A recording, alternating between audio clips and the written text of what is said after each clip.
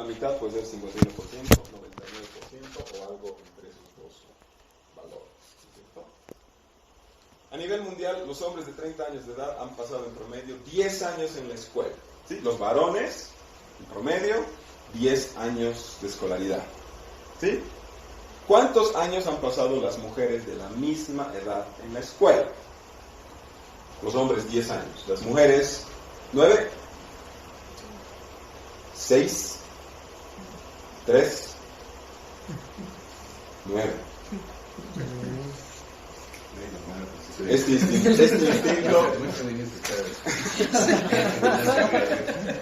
instinto se llama destino, ¿sí? Este gráfico a mí me parece muy interesante, ¿ya? Porque muestra en porcentaje, ¿ya?, la cantidad de años que pasan las mujeres en la escuela respecto a los hombres, ¿sí? Y fíjense que hay un montón de países en América que están por encima de 100, incluso por encima de 110. Eso significa que las mujeres están pasando más años en la escuela que los varones, ¿sí? Y eso no lo vemos porque pensamos que las mujeres están destinadas a estar relegadas, ¿sí? Este instinto del destino nos impide ver cosas que tienen una evolución lenta, ¿sí? Ha cambiado el tema de la escolaridad respecto a los 60, por ejemplo, a hoy, pero ha sido un cambio muy lento, ¿sí? E incluso estos cambios pequeños y lentos gradualmente se suman y hacen grandes cambios, ¿sí? Y además, como ya hemos visto, algunos conocimientos se desactualizan rápidamente, ¿sí? En 1996, los tigres, los pandas gigantes y los rinocerontes negros estaban catalogados como un peligro de extinción.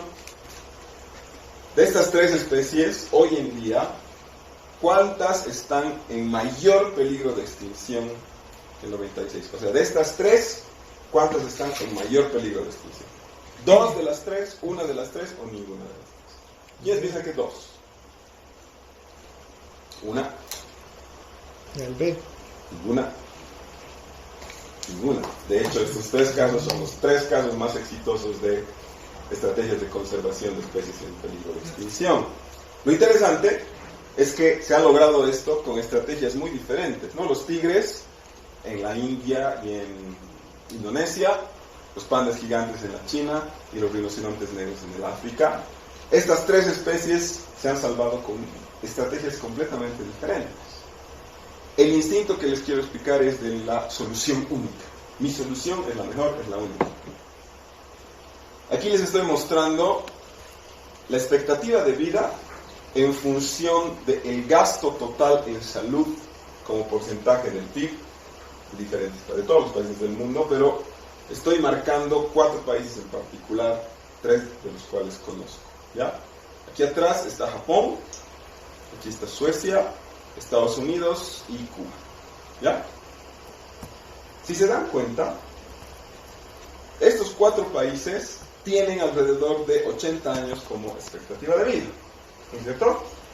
Y obviamente han llegado a ese objetivo con estrategias muy diferentes. Nadie puede decir que Japón, Cuba, Suecia y Estados Unidos funcionan igual o toman decisiones parecidas, ¿no es cierto? Con estrategias muy, muy distintas, los 4 países han logrado el mismo objetivo de subir su expectativa de vida a 80 años.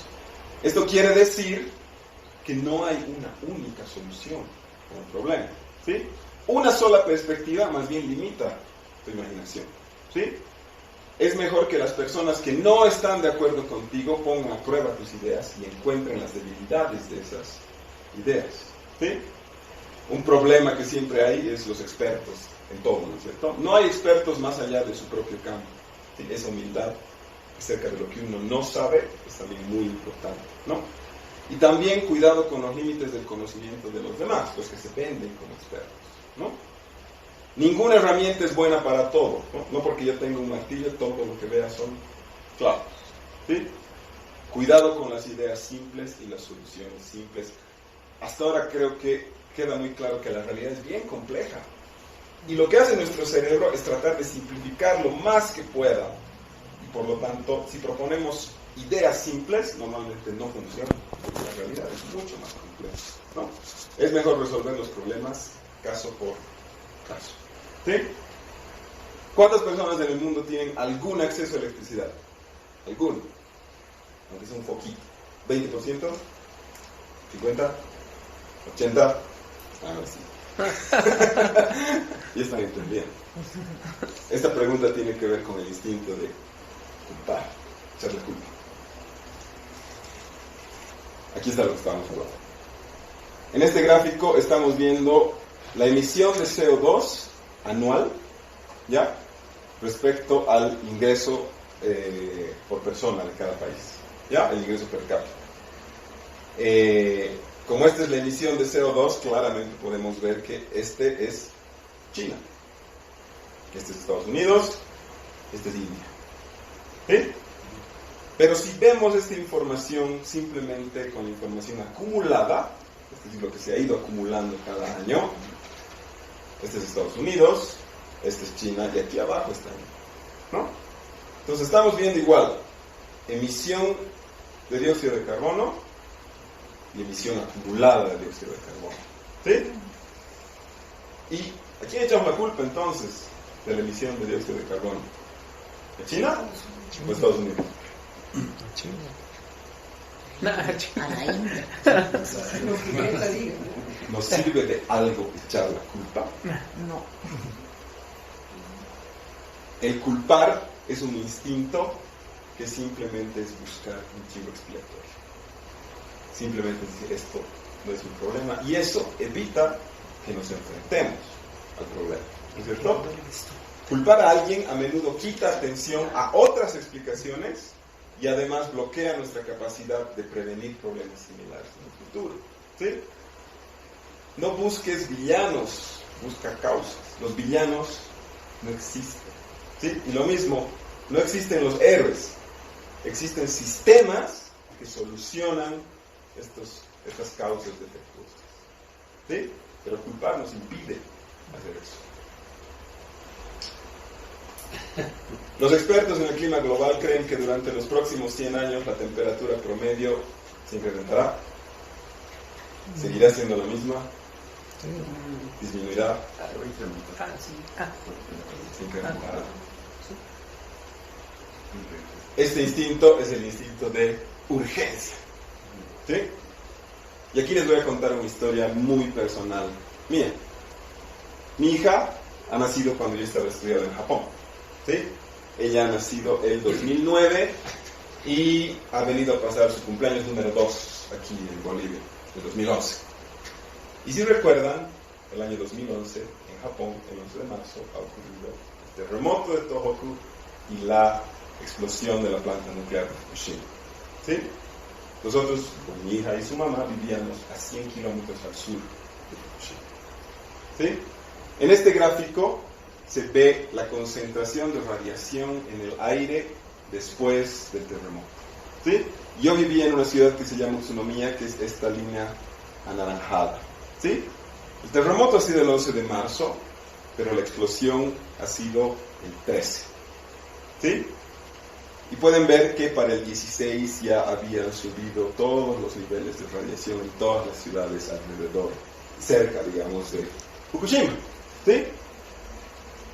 En Japón, por lo menos en la universidad en la que yo estaba, los estudiantes de países como Australia, Francia, Canadá, Estados Unidos, han sido rescatados por sus gobiernos, ¿no? Sus gobiernos han llevado aviones y todos sus ciudadanos se han escapado de Japón.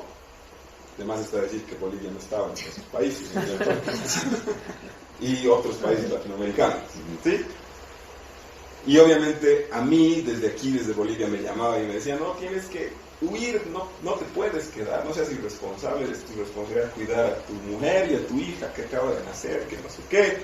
Un bombardeo emocional bastante fregado, ¿no? ¿Ustedes creen que la situación era urgente? Mi situación, por lo menos, con una hija de casi 2 años, ¿era urgente? ¿Sí? ¿Saben qué es lo que yo he decidido? He decidido quedarme en Japón. ¿Por qué? En Japón ya tenía una casa, tenía un techo. En el refrigerador había comida, no había electricidad, eso es verdad. Pero fuera de mi casa, ¿cuál era la realidad? Las carreteras estaban colapsadas. No había circulación vehicular.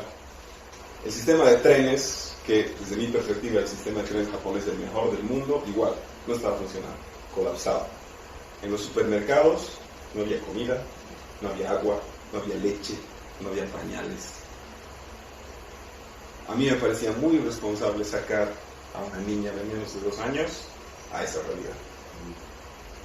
La urgencia, para ser urgencia, tiene que ser medida.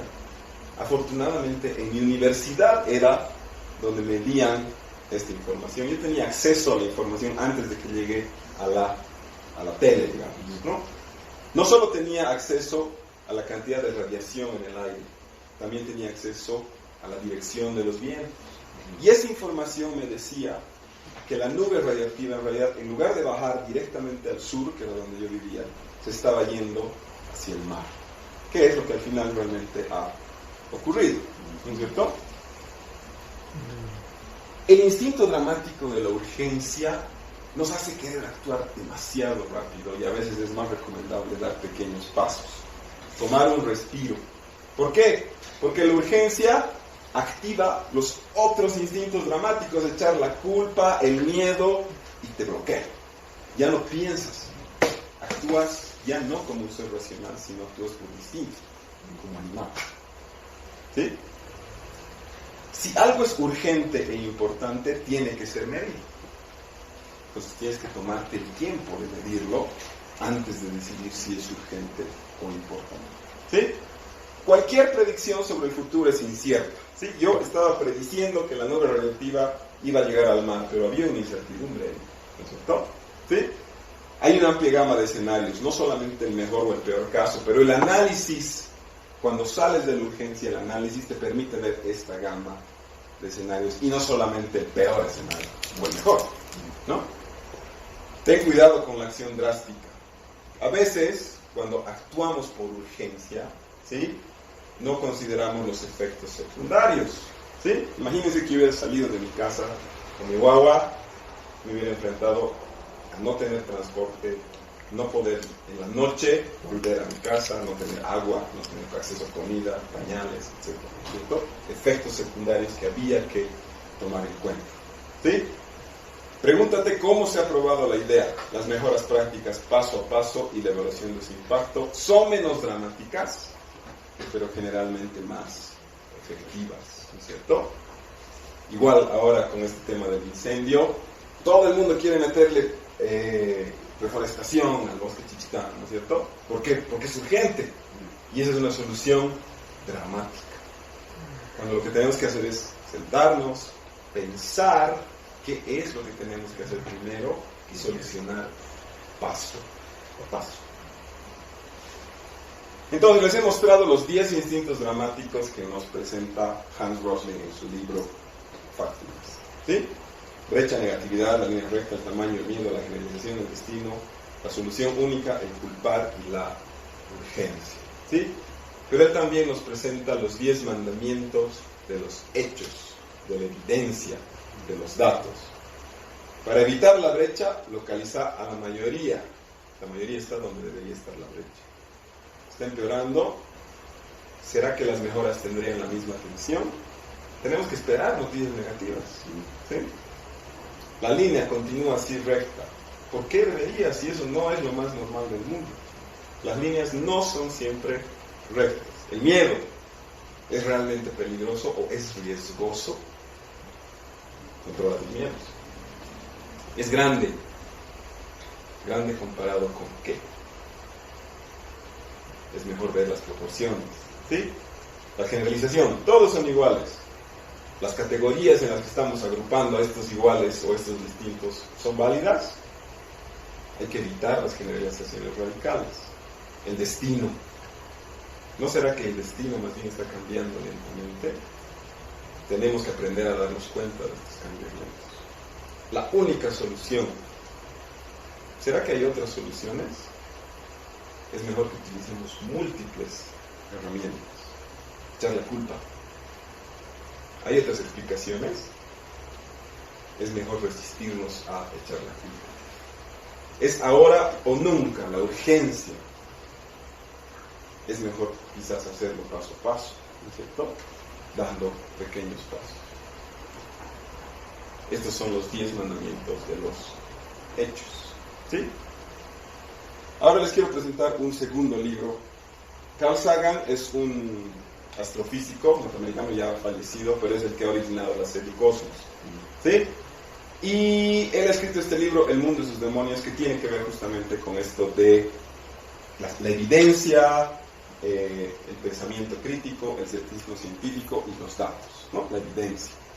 Y en este libro Carl Sagan nos propone hacer un ejercicio y nos dice, ¿qué pasa si yo te digo que en mi garaje vive un dragón que escupe fuego por la boca? ¿Sí? Y él hace el ejercicio mental de decir, bueno, lo lógico es que la gente pregunte, pues, mostrame el dragón, ¿no es cierto? Y si yo los llevo a mi casa y les muestro mi garaje y el garaje aparece vacío y les digo, no, es que mi dragón resulta que es invisible, ¿no? Ya, digamos que es invisible el dragón, pero si camina y deja huellas en tu garaje, no, es que mi dragón no camina, solo vuela, digamos, ¿no? Pero tu dragón escupe fuego, entonces con una cámara infrarroja podemos detectar el calor que emite el dragón. No, es que mi dragón escupe fuego, pero no es caliente, ese fuego es frío, ¿no? Y así voy dando pretextos, digamos, ¿no? Hasta que llega un momento en que dices, ¿este dragón es real? ¿O es simplemente imaginario y esto es una mentira? ¿No es cierto? Carl Sagan concluye esta historia con que afirmaciones extraordinarias, como la existencia de un dragón, requiere evidencias extraordinarias, ¿no es cierto? Y ¿de quién es la responsabilidad de mostrar la evidencia? ¿Del que está diciendo que en su casa tiene un dragón? ¿O del otro? ¿Quién tiene la responsabilidad de mostrar esa evidencia? El que hace la afirmación, ¿cierto? Entonces, la ciencia funciona así. Si yo hago una afirmación, tengo que apoyar esa afirmación en evidencia, ¿sí? Y en la ciencia también a veces nos toca distinguir un animal que existe de uno que no existe. Por ejemplo, si yo les digo que existe una ranita que es más pequeña que una moneda de 20 centavos, ¿me creen? Tenemos evidencia. Exactamente. No le deberían creer así nomás, ¿no es cierto? Deberían pedirle evidencia. Y en ciencia, la evidencia se construye con el método científico. ¿Sí? Y los resultados de una investigación científica se publican en N publicaciones que se llaman artículos científicos, que muestran precisamente esa evidencia. Y aquí les estoy mostrando uno de esos artículos, que traducido es Evolución de las ecológicas y el descubrimiento del vertebrado más pequeño del mundo, que es precisamente esta ranita, que ha sido localizada en Nueva Guinea. Aquí ven la ranita, este es el sonido que hace la ranita, la zona en la que las han capturado estas ranitas. Aquí pueden ver el tamaño de la ranita. Esta es la ranita, esta es una moneda de más o menos 20 centavos. ¿Sí? Hay estudios anatómicos de la ranita, estudios del comportamiento de la ranita, dónde vive, qué come, cómo se aparea, etcétera, etcétera. Todo esto es evidencia científica que yo les debería mostrar a ustedes para demostrarles que existe una ranita que mide menos de lo que mide una moneda de 20 centavos. ¿Sí? Y esto es lo que hace la ciencia. Construye esta evidencia y saca conclusiones. ¿Sí? El caso de Pie Grande. Seguramente han escuchado hablar de Pie Grande, ¿no es cierto? Y hay gente que considera este tipo de fotos como evidencia de la existencia de Pie Grande. Así fotos medio borrosas, esto de más cerca también, tapada por los árboles, incluso estas manchas, digamos, de las piedras, ¿no? Parece un pie grande esto, ¿no? Hay gente que se dedica a estudiar estas huellas de Pie Grande, les pone yeso ahí y hacen estudios así muy detallados, ¿no? de estos moldes de yeso, ¿no es cierto? Pueden ver incluso como las huellas digitales, digamos, ¿no? Y la verdad es que esta evidencia es muy pobre para definir si Pie Grande existe o no, ¿no es cierto? Y aunque no crean, se han hecho estudios científicos, ¿sí?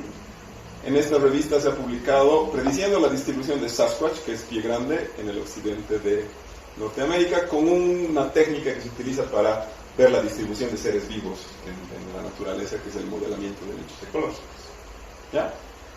Básicamente se han muestreado, digamos, los lugares, estos puntitos blancos, son los lugares donde alguien ha dicho que ha visto un pie grande. ¿Ya? El punto geográfico donde alguien dice que ha visto un pie grande. Y las huellitas estas, los piecitos estos, son los lugares donde se han tomado estas placas de yeso de pie grande. ¿Sí?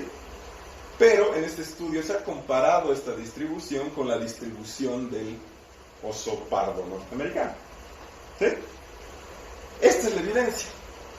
¿Cuál es la conclusión que podemos sacar de esta evidencia? ¿Qué conclusión sacarían ustedes? ¿Qué está viendo la gente que está viendo pie grande? No se para. Está viendo osos. ¿Es cierto? ¿Sí? Hay otro estudio que tiene que ver con esto. Análisis genético de muestras de pelo atribuidas al yeti, a pie grande y a otros primates manómoros. En este estudio lo que se ha hecho ha sido recopilar muestras de pelo, ¿sí?, que la gente afirmaba que era o pie grande o el abominable hombre de las nieves, etc. ¿No es cierto? Porque decían, bueno, no tenemos un esqueleto, no tenemos una foto, digamos, muy buena para definir si pie grande existe o no. Entonces lo que haremos es tomar las muestras de la gente que afirma que pie grande existe y que tiene la prueba, que es este pelo, ¿no es cierto?, y haremos un análisis genético. Con este análisis genético, por cómo la gente describe a pie grande, ese ADN que detectamos de estas muestras debería ser parecido a los primates. Puede ser parecido a un orangután, a un gorila, a un ser humano, no sabemos, pero va a ser parecido a un primate por cómo la gente lo describe, y ahí vamos a definir si realmente estas muestras son o no son de pie grande. ¿No es cierto? Bueno, ustedes me dirán, hasta qué pérdida de tiempo hacer un análisis genético para ver si pie grande existe o no, ¿no? Además de tiempo, plata, porque los análisis genéticos no son baratos. ¿Sí? Lo interesante, hay dos cosas interesantes de este estudio, ¿ya? La primera es que, bueno, hay muestras de todo lado, ¿no? Desde Rusia, India, Nepal, Estados Unidos, pero se les atribuye obviamente al yeti, a pie grande, a otros monstruos, ¿no?, de esas culturas. Pero se ha encontrado, o sea, el material genético que se encontró en esas muestras era de caballo, de vaca, de oso, de cabra, de todo, ni un solo primate. Nada ni siquiera remotamente parecido a un primate. O sea, no eran de pie grande. ¿Sí? Eso es lo primero interesante. Lo segundo interesante, que desde mi punto de vista es lo más interesante de este estudio, se ha encontrado dos muestras en la India y en Bután que pertenecían a osos polares. Este estudio, así ridículo como puede parecer, ¿sí?, es el primer reporte de la existencia de osos polares en el Himalaya. Claro. Los osos polares hoy en día solo viven en el Polo Norte. Claro. ¿Sí? Y este estudio ha sido el primero en dar evidencia de que los osos polares en algún momento han habitado en el Himalaya, lo cual, como conocimiento científico, es algo muy interesante. O sea, De conchas. La ciencia, Casualidad se la dice. ciencia a veces funciona así, pero es un resultado muy interesante. Y bueno, así como la existencia de pie grande, hay afirmaciones polémicas en nuestra vida diaria a las que la ciencia le aporta con esta forma de pensar. Por ejemplo, el cambio climático es un mito. ¿Sí? ¿Qué nos dicen los datos? Primero, el incremento del dióxido de carbono, de metano, de óxido nitroso, ¿no es cierto? Después, las fuerzas antropogénicas respecto a las fuerzas naturales. Pueden ver que el dióxido de carbono es una fuerza antropogénica positiva, y también hay fuerzas antropogénicas naturales que son positivas, ¿no es cierto? Los cambios en temperatura, la temperatura está subiendo, los cambios en el nivel del océano, ¿no es cierto? También los océanos están subiendo, y la cobertura de nieve también está disminuyendo, ¿no es cierto? Aquí están los datos por regiones respecto al incremento en la temperatura, en los océanos y en las masas de tierra. Y aquí están lo que nos dicen los modelos respecto a las causas antropogénicas, ¿no? O sea, al efecto del ser humano en estos cambios, ¿no? Los alimentos orgánicos son más saludables, otra afirmación, ¿no es cierto? Se han hecho estudios donde se han comparado todos estos nutrientes, comparando cultivos orgánicos y cultivos convencionales, ¿no? O sea, plantas que nosotros utilizamos como alimento. Y en general, fíjense, no hay diferencia, ¿no? En algunos los orgánicos son mejores, en algunos los convencionales son mejores. Nada lo suficientemente fuerte como para afirmar categóricamente que los cultivos orgánicos son mejores, nutricionalmente, ¿no? Este es otro estudio que es una revisión sistemática, es decir, se comparan muchos estudios al mismo tiempo, ¿no? Y aquí se comparan dietas, ¿no? Dietas orgánicas respecto a efectos sobre diferentes aspectos de nuestra salud, y pueden ver que en la mayor parte no hay diferencias significativas, ¿sí? Los organismos transgénicos son peligrosos para nuestra salud, nuestro medio ambiente y nuestra seguridad. Es otra afirmación polémica, ¿no? Y esto es lo que mucha gente pretende que creamos cuando hablamos de transgénicos. Y esto no es ciencia, ¿no es cierto? Esto es diseño gráfico y propaganda, ¿sí? Nos dicen que se beneficia el imperio, las grandes empresas, ¿no es cierto? Monsanto. Y yo les voy a demostrar quiénes realmente se benefician en base a lo que dice la evidencia, ¿sí? Nos podemos beneficiar todos, ¿sí? En nuestro medio ambiente se puede beneficiar, nuestros agricultores, ¿sí? La gente más necesitada del mundo, ese 10% que vive por debajo de la línea de extrema pobreza, y nosotros, los consumidores en general, ¿sí? ¿En qué nos ha beneficiado ya hoy en día la tecnología? O sea, que ya no es un cuento, ¿no? La fertilización in vitro está desde los años 60 o 70, creo, ¿no es cierto? Era una técnica utilizada para hacer investigaciones con animales, ¿sí? Y hoy en día es una práctica relativamente común para parejas que no pueden tener hijos, ¿no es cierto? ¿Saben a quién en particular ha beneficiado esta técnica? A mí. Estos dos no existirían si no hubiera fertilización in vitro. Y esa es una biotecnología. Y hay transgénicos que ya nos benefician, ¿sí? Esta foto yo la he sacado de mi casa, pueden ver que dice insulina humana ADN recombinante. ADN recombinante es la técnica transgénica por antonomasia, ¿no? Es la técnica que hace que en una bacteria nosotros podamos producir insulina humana. Esas bacterias son transgénicas. ¿Saben a quién ha beneficiado esta insulina? Mi abuelo.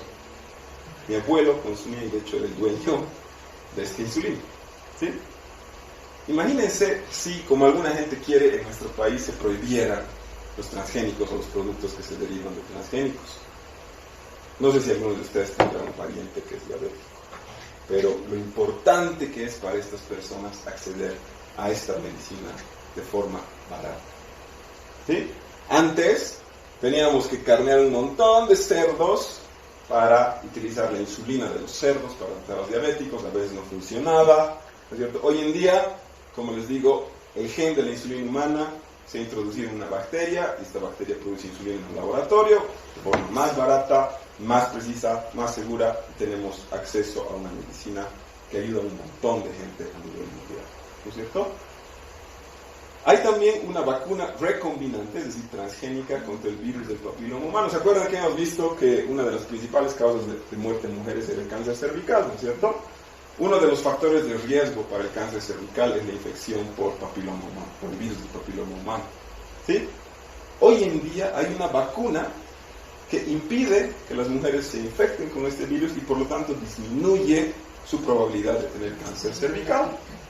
¿A quién creen que beneficia esta vacuna? A mi hija. Mi hija está en la primera generación que va a tener acceso a esta vacuna transgénica para evitar infección del virus del papiloma humano y disminuir su riesgo de cáncer cervical. ¿Ustedes creen que yo estaría dispuesto a que por prohibir un transgénico me impidan proporcionarle esta vacuna a mi hija? ¿Les gusta el queso? ¿Sí? Todo el queso que consumimos hoy en día es gracias a un transgénico. Antes utilizábamos esta parte del estómago de los terneros, que es el cuajo, para producir queso. Imagínense la cantidad de terneros que había que matar para producir queso, ¿no es cierto? Hoy en día, esta proteína, que es la renina, se produce en una levadura transgénica y a nosotros nos llegan quesos producidos en todo el mundo, producidos con esta proteína producida por una levadura transgénica. Un negocio de miles de millones de dólares a nivel mundial. ¿Y prohibimos los quesos? No, hombre. Aquí les estoy mostrando la prevalencia de deficiencia de vitamina A nivel mundial, ¿no es cierto? Es un problema, no sé si ustedes tienen hijos chiquitos, pero aquí en Bolivia, junto con el calendario de vacunas a los niños, se les da un calendario para darles vitamina A. Todos los niños chiquitos estás obligado a darles un suplemento de vitamina A hasta los 2 años, creo. ¿Sí? Es un problema la deficiencia de vitamina A, causa ceguera, incluso puede causar muerte, ¿no es cierto? Hay un transgénico, un arroz enriquecido con provitamina A, la sustancia que permite que nuestro cuerpo genere su propia vitamina A, y es un transgénico. Con este transgénico evitaríamos las cegueras infantiles, la nutrición de la gente mejoraría, nos beneficiamos nosotros consumidores, la gente más pobre también, que no puede comer zanahoria, digamos, pero sí puede comer arroz, ¿no es cierto? ¿Sí? Y este es un transgénico que afortunadamente ya ha sido aprobado en Filipinas y en Bangladesh, ¿no? Y también hay transgénicos que todavía no nos están beneficiando, pero podrían hacerlo, ¿sí? Hay un banano dorado, que es la misma idea del arroz dorado, solo que dirigido a países donde el banano es el principal alimento, digamos, como en países del África, ¿sí? Hay un maní hipoalergénico. Han debido escuchar, ¿no? La alergia a manís. Este maní simplemente se silencia el gen que produce la proteína que produce la alergia, transgénico o genéticamente modificado, para el beneficio de los consumidores alérgicos, obviamente, ¿no es cierto? Hay una vaca modificada que da leche que no crea alergias, ¿cierto? Y este tema del maní y de la leche a mí también me beneficiaría un montón, porque mi hijo tiene alergia alimenticia y desde chiquito ha sido un problema darle de comer, que todo le hacía daño, ¿cierto? Sería una maravilla que pudiéramos consumir este maní que no es alergénico o esta leche que no provoca alergia, ¿sí? Para él. Hay manzanas que no se oxidan, ¿sí? O sea, esta reacción de oxidación se ha eliminado, es una manzana transgénica que facilita el consumo de, por ejemplo, niños que ven una manzana de este color y ya no quieren comer, ¿cierto? Hay papas transgénicas también que no se oscurecen, ¿no? Cuando freímos las papas, esto negrito que es lo más rico, es en realidad un cancerígeno que se llama acrilamida, ¿no es cierto? Y estas papas transgénicas cuando las freímos ya no producen este negrito, pueden ver, entonces ya no estamos consumiendo un cancerígeno, ¿no es cierto? Nos beneficiamos todos. Pollo resistente a la gripe, ¿no es cierto? La gente que trabaja con pollo siempre está expuesta a contagiarse de la gripe por trabajar con pollos, ¿no es cierto? Y estos pollos resistentes a la gripe cuidarían a estas personas, a los consumidores, a todo el mundo, ¿no? Y también hay biotecnologías bolivianas que ya podrían estar ayudándonos y nuestro país estaría más abierto a los transgénicos, ¿sí? En la UNSA se ha descubierto una sustancia leishmanicida. Ustedes saben que la leishmania es un parásito que se transmite por la picadura de un mosquito, ¿no es cierto? Produce este tipo de lesiones en la piel y este mismo tipo de lesiones en los órganos internos, ¿no es cierto? Hay una planta utilizada en la medicina tradicional de los tacanas del norte de La Paz, de la que se ha extraído una sustancia química que se llama 2-fenilquinolina, que se ha utilizado en pomadas para curar la leishmaniasis dérmica, que se llama, ¿no es cierto? Pero ¿cuál es el problema? Que nosotros no podemos entrar al bosque y tirarnos todas las plantas, ¿no es cierto?, para producir esta sustancia química. Sería mucho más fácil extraer el gen o los genes que producen esta sustancia de esta planta, transferírselos a una bacteria, a una levadura, algo mucho más fácil, y producir esto en un laboratorio, ¿no es cierto? En la UNSA también se están utilizando microorganismos para limpiar los lixiviados de empresas mineras, ¿no es cierto? El agua que sale de las empresas mineras así de contaminada termina así gracias a estas bacterias, pero estas bacterias son bacterias muy exigentes, ¿no? Necesitan muchos cuidados, son difíciles de manejar en el laboratorio, entonces sería más fácil transferir los genes de estas a otras bacterias mucho más fáciles de manejar en el laboratorio y sería mucho más fácil hacer este tratamiento de agua, ¿no es cierto? Entonces quiero terminar la charla hablándoles de por qué nosotros hacemos esto de divulgación científica utilizando la evidencia, un estudio científico que ha demostrado que la gente confía más en los agricultores, en los científicos, en los ingenieros, en los profesores, por dos temas. Uno es su competencia, ¿sí? Es cuánto saben de su tema.